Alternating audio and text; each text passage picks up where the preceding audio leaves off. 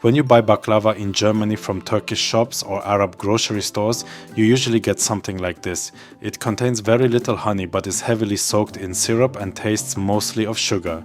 The Armenian version, the Armenian answer to this baklava, is pronounced Pakhlava. I made this one with toasted walnuts from Georgia, and inside there is also meringue, which becomes slightly firm later on. I will show you the recipe for Armenian Pakhlava on the screen now, and I wish you lots of fun baking it.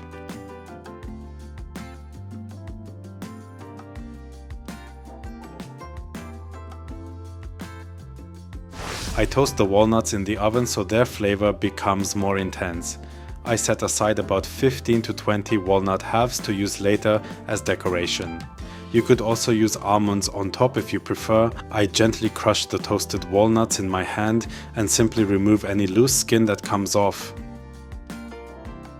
I separated 6 eggs into egg whites and yolks. As always, you can find the exact quantities in the video description.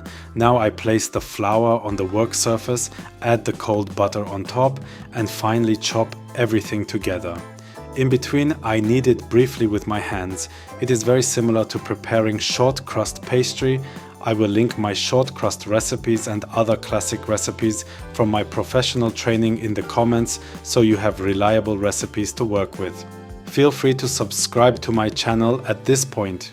For this recipe, you do not need baking soda from a Russian supermarket dissolved in sour cream and added to the dough like in some other recipes. Simply sift in 1 packet of baking powder and mix well. Next, I add the egg yolks one by one. Out of the 6 yolks, I will gradually knead in only 5. I keep 1 yolk aside to brush the pakhlava before it goes into the oven.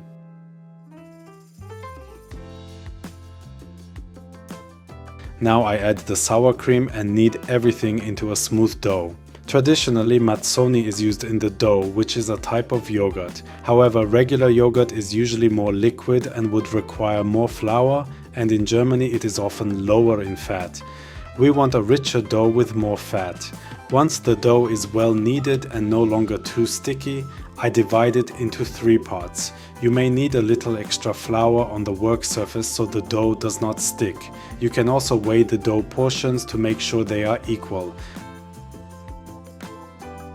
The middle layer of dough will be pre-baked. That is why I roll it out first and place it in the oven at 180 degrees top and bottom heat for a few minutes. It should only set slightly and not take on much color. Before rolling out the other 2 pieces, I add a pinch of salt to the egg whites and start whipping all 6 whites. As soon as they become foamy, I gradually add the sugar. After about 5 to 6 minutes, I have a firm meringue. While that is whipping, I roll out the other 2 pieces of dough. The easiest way is to roll them out between 2 sheets of baking paper and lightly moisten the work surface so the paper stays in place.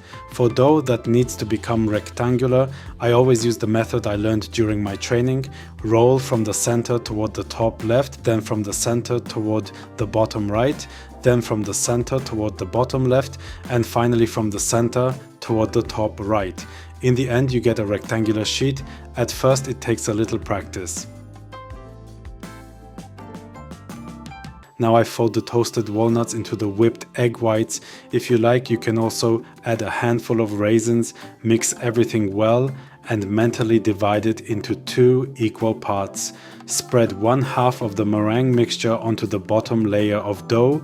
Place the lightly pre-baked and cooled layer on top, then spread the second half of the meringue mixture over it. The 3rd piece of dough goes on top and needs to be sealed very well so the pakhlava stays compact and straight.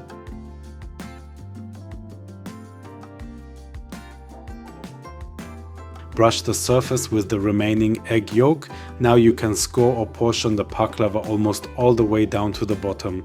Place the lightly toasted walnut halves on top and bake at about 180 degrees for 40 to 45 minutes or until nicely golden brown. Personally, I reduce the heat slightly and bake it about 10 minutes longer, which makes the pakhlava a bit drier.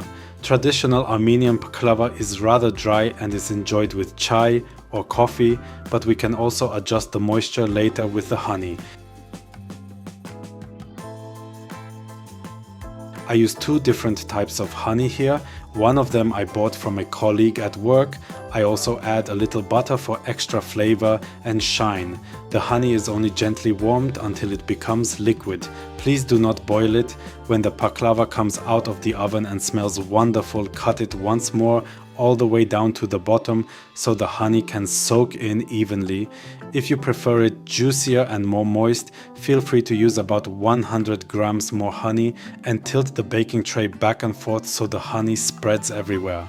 After that, I like to place the pakhlava back into the switched off oven so it can cool down slowly inside, but usually I take out one piece before that because I simply cannot wait.